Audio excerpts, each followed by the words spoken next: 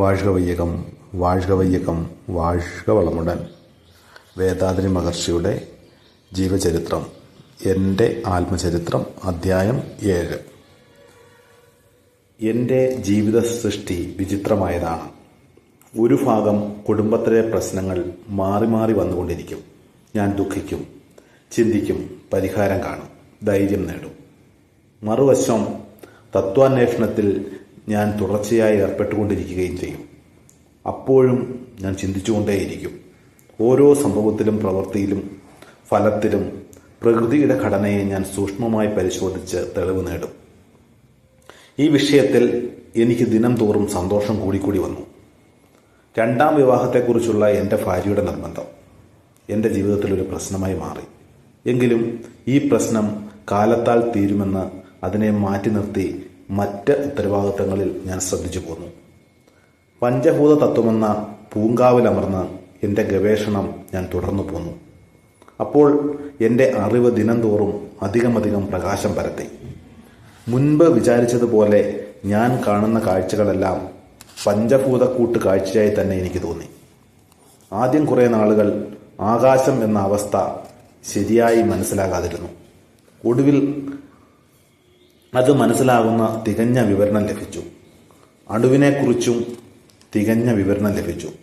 അണുവിനെക്കുറിച്ച് ഏതോ ചില ലേഖനങ്ങൾ ഞാൻ വായിച്ചിരുന്നു. പല പ്രവർത്തന കണങ്ങൾ ഒന്നുചേർന്ന് പ്രവർത്തിക്കുന്ന സമൂഹമാണ് അണുവെന്ന് ഞാൻ ബോധ്യപ്പെട്ടു. ശാസ്ത്രജ്ഞന്മാർ പറയുന്ന ആ അണുവിൻ്റെ ഘടനയിൽ എൻ്റെ ചിന്തയിൽ പ്രമുഖിച്ചു. ഓരോ അണുവിലും മൂലബിന്ദു, മൗലികകണം, സൂക്ഷ്മകണം എന്നൊരു കൂട്ട് ഉണ്ടല്ലോ. അവയെ വെവ്വേറെയായി പിരിച്ചാൽ എന്താകും? കൂട്ട് എന്നൊരു അവസ്ഥയുണ്ടെങ്കിൽ ആ കൂട്ട് ഇല്ലാതെ ഒറ്റയ്ക്ക് എന്നൊരു അവസ്ഥയെ ഉണ്ടായല്ലേ മതിയാകൂ. ഈ 3 തരത്തിലുള്ള അണുവിലും അവയുടെ പ്രവർത്തന മഹിമയാൽ ലഭിച്ച പേരുകളാണ് മൂലബിന്ദു, സഹമൂലബിന്ദു, സൂക്ഷ്മഗണം എന്നതെല്ലാം എന്ന വ്യാഖ്യാനം ലഭിച്ചു. അപ്രകാരമുള്ള ഒറ്റയ്ക്കുള്ള മൂലക്കൂറാണ് ആകാശം എന്നറിയപ്പെടുന്ന അതിസൂക്ഷ്മമായ പ്രവൃത്തിനില എന്ന് ഞാൻ മനസ്സിലാക്കി. അതിനുശേഷം പ്രപഞ്ചം മുഴുവനായും ആകാശമെന്നും പരമാണുവിൻ്റെ സമാഹരണമെന്ന് കരുതുന്ന ഘടനാവ്യവസ്ഥ എൻ്റെ അറിവിന് ബോധ്യമായി. ആകാശം എന്ന തനി ഉറവിട ഘടകങ്ങളുടെ ഒത്തുചേരാൽ ശാസ്ത്രജ്ഞർ വിളിക്കുന്ന അണു ഉണ്ടായെന്നും ആ മൂലകക്കൂട്ടത്തിൻ്റെ എണ്ണത്തിനനുസരിച്ച് അണുവിൻ്റെ മൂലക മതിപ്പ് പലതായി ഗണിച്ചിരിക്കുന്നു എന്നും മനസ്സിലാക്കി. ഏതൊരു സൃഷ്ടിയും ആകാശവും വെളിയും ചേർന്ന കൂട്ടാണെന്നും വെളിയുടെ വിഹിത അളവ് കുറയും തോറും സൃഷ്ടി വസ്തുക്കളുടെ തിന്മ വർദ്ധിക്കുന്നു എന്നും തിന്മ വർദ്ധിക്കും തോറും ഫലങ്ങൾ, അതായത് മർദ്ദം, പ്രകാശം, ശബ്ദം, സ്വാദ്, മണമായവ വ്യത്യസ്തമാകുന്നു എന്നും ഇതിൻ്റെ വ്യത്യസ്തങ്ങളെ അടിസ്ഥാനമാക്കി ആകാശത്തിൽ സഞ്ചിത വ്യത്യാസങ്ങൾക്ക് കാറ്റ്, ചൂട്, ജലം, ഭൂമി എന്ന നാമവ്യത്യാസങ്ങൾ ഉണ്ടായി എന്ന് ഞാൻ മനസ്സിലാക്കി.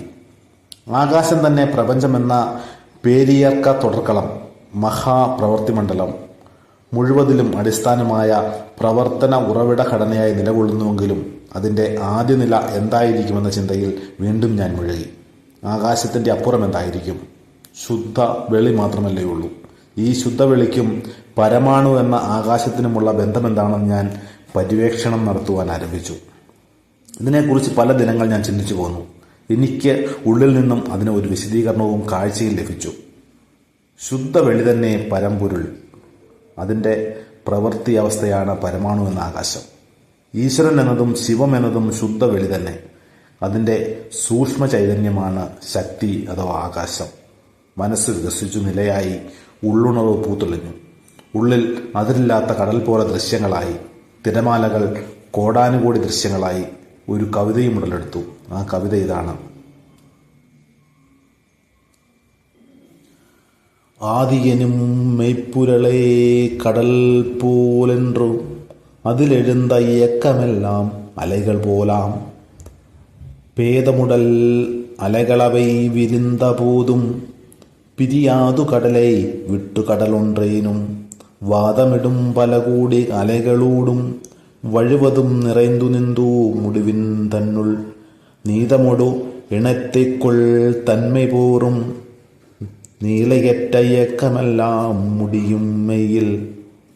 ശുദ്ധവെളി തന്നെ അടിസ്ഥാനമായും അതിൻ്റെ ചൈതന്യമാണ് ശക്തി എന്ന ആകാശമായും അതിൻ്റെ സർവമയമായ പരിണാമങ്ങളാണ് പഞ്ചഭൂതങ്ങളായും അവ യോജിച്ച നിലയിലുള്ള കാഴ്ചകളാണ് മഹാപ്രവൃത്തി സൃഷ്ടികളെന്നും ഞാൻ ബോധ്യപ്പെട്ടു. ശുദ്ധവിളി ഏതുമില്ലാതെ ശൂന്യാവസ്ഥയല്ലേ, അതിനെ വസ്തു എന്ന് എങ്ങനെ വിളിക്കാം എന്ന സങ്കോചം ആദ്യമുണ്ടായി. അതിനുശേഷം അതിനെക്കുറിച്ചുള്ള ആശങ്കയും നീങ്ങി.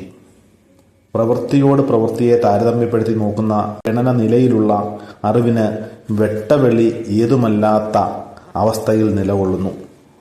അറിവ് തന്നെ സമാധി നിലയിൽ വസ്തുവായും പ്രവൃത്തി നിലയിൽ ജീവനായും ഇന്ദ്രിയങ്ങൾ വഴിയുള്ള ദർശനാവസ്ഥയിൽ അസംഖ്യമായ പ്രവൃത്തി വ്യത്യാസങ്ങളായും വെളിപ്പെടുന്ന സത്യത്തെ ശ്രദ്ധയോടെ ധ്യാനാവസ്ഥയിൽ അനുഭവമായി അറിയുമ്പോൾ വെട്ടവെളി തന്നെ വസ്തുവായും അതിൻ്റെ പ്രവൃത്തി ശക്തിയെ പരമാണു ജീവനെന്നും അണുക്കളുടെ സർവവുമായ അവസ്ഥ പല വിധത്തിലുള്ള വെവ്വേറെ സൃഷ്ടികളാണെന്നും മനസ്സിലായി.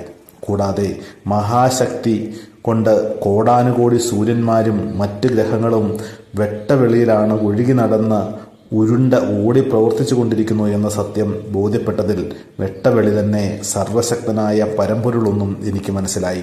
സ്ഥലം, പ്രവൃത്തി ഇത് രണ്ടിനെയും ഒത്തുനോക്കിയാൽ പ്രവൃത്തിയേക്കാളും സ്ഥലം ശക്തിക്കുള്ളതായി വേണം ഇരിക്കാൻ എന്നെല്ലാം ചിന്തിച്ച് സമാധി നിലയിലും തുര്യ നിലയിലും വെളിക്കാഴ്ച നിലയിലും നിലനിന്ന് പല ദിവസങ്ങൾ, പല മാസങ്ങൾ പര്യവേഷണം നടത്തി. ദ്രവ്യം, ശക്തി, പിണ്ഡം, അറിവ്, മാറ്റർ, എനർജി, മാസ്, കോൺഷ്യസ്നസ് എന്നീ അവസ്ഥകളെ ഞാൻ മനസ്സിലാക്കി. എല്ലാം വല്ല പരമ്പൊരുളാണ് ആകാശമെന്ന ജീവൻ. ശരീരത്തിൻ്റെ കൂട്ടായ പ്രവർത്തനങ്ങളാൽ ഉണർവ്, ആവശ്യം, പ്രയത്നം, പ്രവൃത്തി, ഫലം, രോഗം, അനുഭോഗം, അനുഭവം, പരീക്ഷണം, തെളിവ്, തീരുമാനം എന്ന ജീവന്റെ 10 പടിത്തളങ്ങൾ വികസിച്ച് പ്രവർത്തന ശക്തിയായ മനസ്സായി പ്രതിഫലിക്കുന്ന രഹസ്യ സത്യങ്ങൾ എനിക്ക് വിശദമായി തന്നെ ബോധ്യപ്പെട്ടു. ഒന്നു തന്നെ പലതായിരിക്കുന്നു എന്ന അദ്വൈതത്വം എനിക്ക് ബോധ്യപ്പെട്ടു. അത് പൂത്തുലഞ്ഞ പ്രവൃത്തി എന്ന അവസ്ഥ വ്യത്യാസത്തോടെ ചിത്ത്, ജീവൻ, ആകാശം, പരമാണു, ശക്തി എന്നറിയപ്പെടുന്ന ചൈതന്യമായി പ്രവർത്തിച്ച് സർവവുമായ നിലയിൽ പ്രപഞ്ചമായി, ജീവനായി, ആനന്ദമായിരിക്കുന്നു എന്ന തെളിവിൽ തുറന്നുള്ള തത്വവും ബോധ്യപ്പെട്ടു. ജീവനായി, മനുഷ്യനായി ഇന്ദ്രിയമയക്കത്തിൽ ആവശ്യം, സ്വഭാവം, സന്ദർഭം, നിബന്ധനകൾ ഇവയിലകപ്പെട്ട് ദുഃഖങ്ങളെ സൃഷ്ടിച്ചുകൊണ്ട് കഷ്ടപ്പെടുന്ന അവസ്ഥയിൽ നിന്നും മുക്തിയായി ജീവിക്കണമെങ്കിൽ തൻ്റെ അറിവിനെ അന്തർമുഖ അഭ്യാസത്താൽ പരിശീലിപ്പിച്ച് മനസ്സിൻ്റെ പ്രവർത്തന ലക്ഷ്യമറിഞ്ഞ് ജീവന്റെ നിലയറിഞ്ഞ് ആ ജീവനെ പരനിലയോട് യോജിപ്പിച്ച് ധ്യാനം ചെയ്ത് അറിവിൻ്റെ പൂർണ്ണത നേടണം.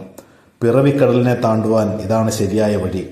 ഇതിനെ സ്ഥൂലനില, സംഭവനിലകളിൽ നിന്ന് അകന്നു നോക്കി ധ്യാനത്താൽ പൂർണ്ണശക്തി കൈകൊണ്ട ഗുരുവിൻ്റെ അനുഗ്രഹം നേടി ചിട്ടയോട് നോമ്പ് നോറ്റു വേണം മനുഷ്യൻ ഉയരേണ്ടത് എന്ന സിദ്ധാന്തവും വിശിഷ്ടാദ്വൈത സിദ്ധാന്തവും എനിക്ക് ബോധ്യമായി.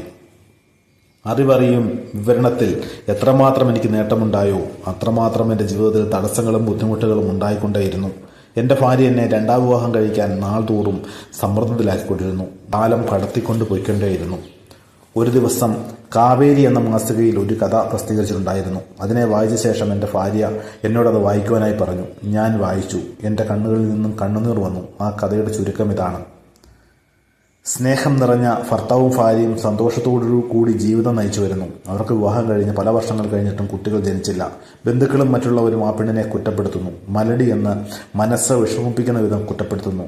അവളുടെ ഹൃദയവും നോവുന്നു. ഭർത്താവിനെ വണങ്ങി അവിടുന്ന് മറ്റൊരു സ്ത്രീയെ വിവാഹം കഴിച്ചോളൂ, എന്മേലുള്ള പഴിച്ചുമടുകളും നീങ്ങും, നമ്മുടെ കുടുംബത്തിനൊരു കുഞ്ഞുമുണ്ടാകും എന്നവൾ പറയുന്നു. ഭർത്താവ് അതിനെ എതിർത്ത് സംസാരിച്ച് അവൾക്ക് സമാധാനം പറഞ്ഞു വരുന്നു. നിന്നെയല്ലാതെ മറ്റൊരു സ്ത്രീയെ എൻ്റെ ജീവിതത്തിൽ പങ്കുകൊള്ളുവാൻ എനിക്ക് താല്പര്യമില്ല എന്ന് ഉറപ്പിച്ച് പറയുന്നു.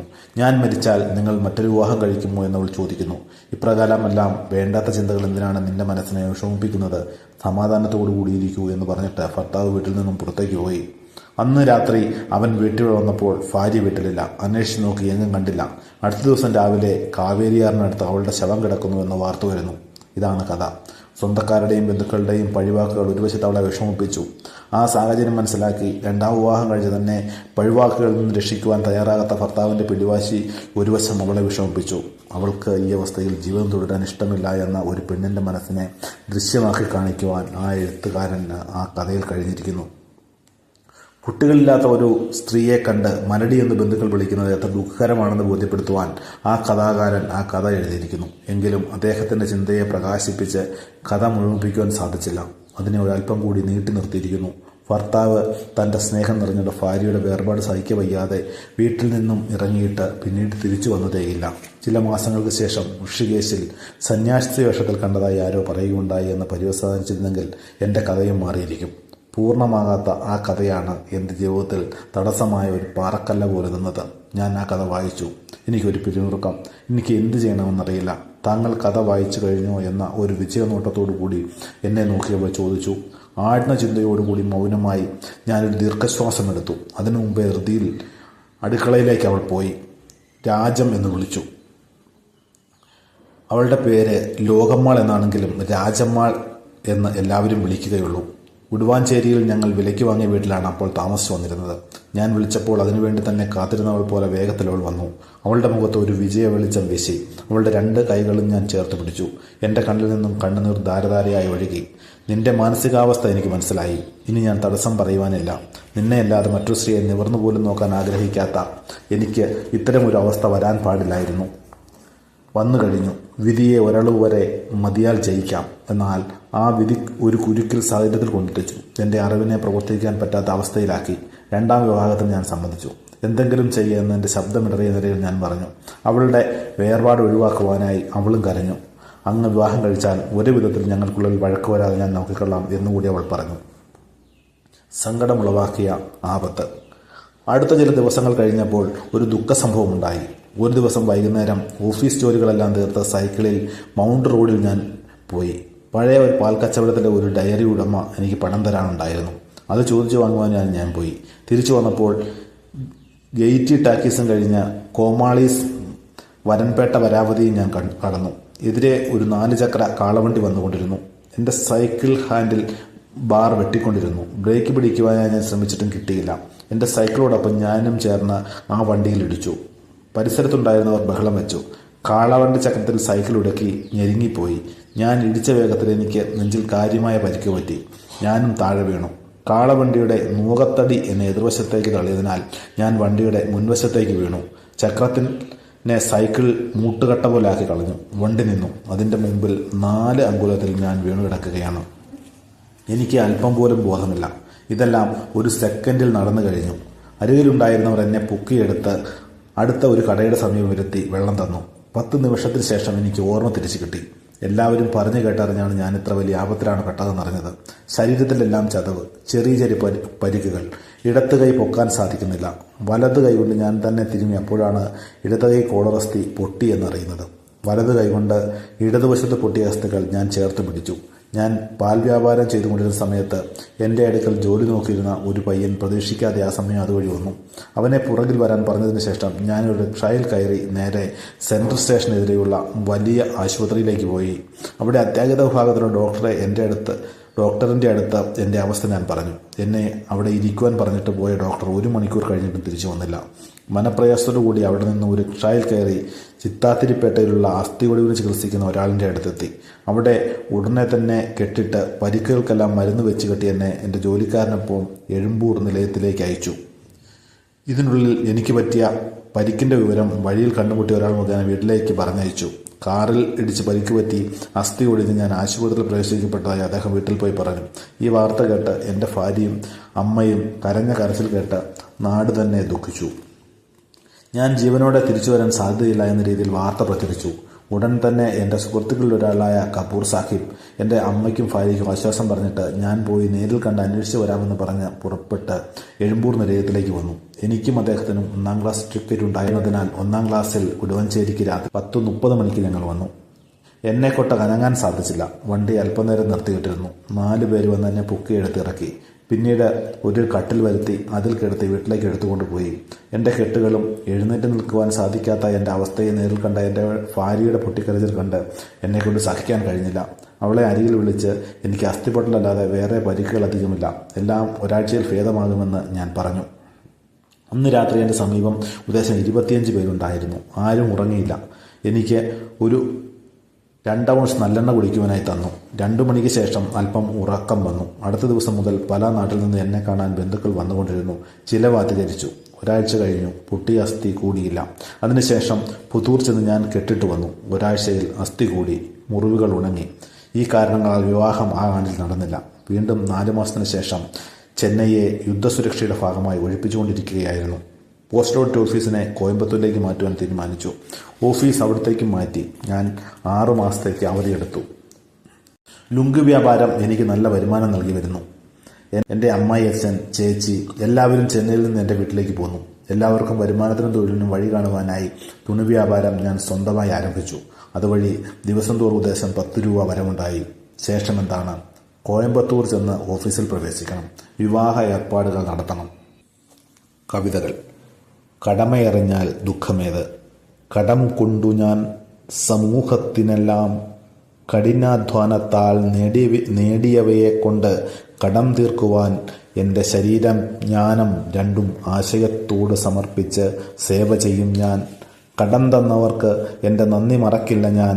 കടമയ്ക്കായി മതേതരത്വത്തിൽ സംയോജിക്കും ഞാൻ. കടം തീർക്കും ശ്രേഷ്ഠ ജീവിതമാം കർമ്മയോഗ ലക്ഷ്യം മറക്കില്ല ഞാൻ. ദുഃഖമേത്? ഈശ്വരൻ ജീവൻ ദാരിദ്ര്യം വിനയ്ഫലം മനസ്സിലാക്കുവാൻ പറഞ്ഞു തന്നു എൻ്റെ അച്ഛൻ കവിതയൊന്നിൽ. ഈശ്വരൻ എന്ന വാക്കിന് അർത്ഥമറിയാതെ കഴിച്ചുകൂട്ടി വർഷങ്ങൾ പലതും. എങ്കിലും ശേഷം ഈശ്വരൻ എന്ന മറൈപ്പൊരുളിനെ ഞാൻ ബോധ്യപ്പെട്ടു. വിവേകത്താൽ ആ ശക്തിയെ അറിവായി കണ്ടു ഞാൻ. ഈശ്വരൻ ജീവൻ അറിവ് വിനയ്ഫലം മനസ്സിലാക്കും കടമയിൽ തന്നെ മനസ്സംതൃപ്തിയോട് ജീവിക്കുന്നു ഞാൻ. തെറ്റ് കണ്ട് സ്വയം തിരുത്തുന്നത്. തൻ്റെ തെറ്റ് കുറവ് കടമ തന്നിൽ കണ്ട് താൻ കണ്ട് സ്വയം തിരുത്തുന്ന യോഗ്യത വന്നാൽ എൻ്റെ തെറ്റ് മറ്റുള്ളവരുടെ മേൽ ചുമത്തിയേക്കാം. ഏതേലും കണ്ടാലും ക്ഷമിച്ചാലും മേന്മയ്ക്ക് മനസ്സുയരും ജനിച്ചവരാൽ. വളരെ ദുഃഖം കഷ്ടത അത് വന്നപ്പോഴും നന്മയ്ക്ക് നാം ചെയ്ത പാപം പോയി നാം കണ്ട തെളിവ് ഇത് ധന്യമായി ജീവിക്കാം.